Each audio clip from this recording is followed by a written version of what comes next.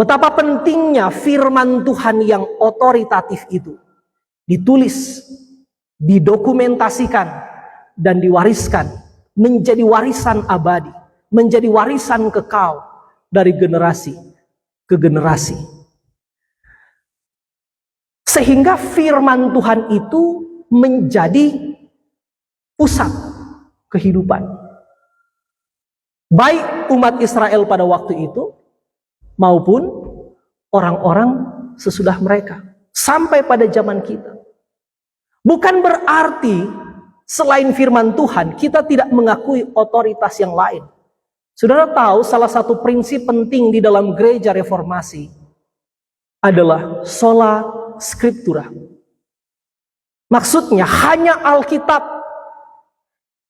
Alkitab adalah satu-satunya yang memiliki otoritas mutlak. Otoritas yang tidak pernah salah. Otoritas yang tidak mungkin menyeleweng. Otoritas yang tidak mungkin dibantah. Satu kali lagi saya katakan, bukan berarti gereja tidak membutuhkan otoritas yang lain.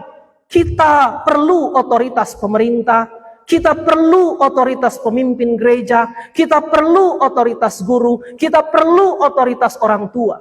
Kita memerlukan itu. Tapi kita dalam kesadaran otoritas pemerintah, otoritas pemimpin gereja, otoritas guru, otoritas orang tua, otoritas yang lain bisa salah, bisa menyeleweng, bisa meleset, bisa keliru, bisa dikoreksi.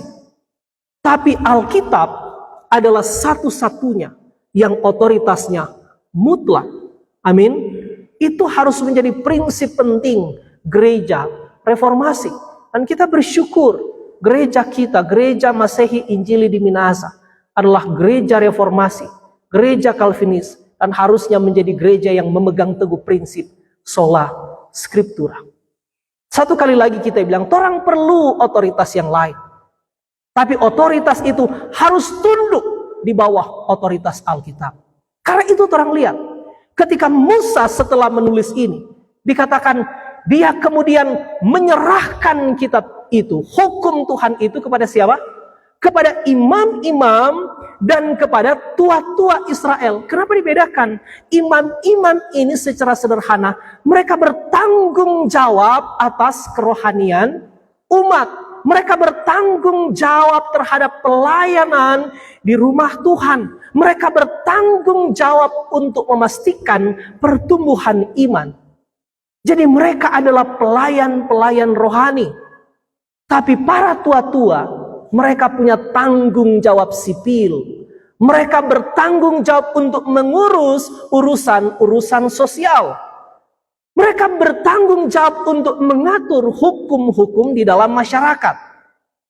Jadi kalau boleh bahasa lebih sederhana, baik pemimpin agama maupun pemimpin masyarakat harus bersandar, harus tunduk kepada otoritas firman Tuhan. Amin.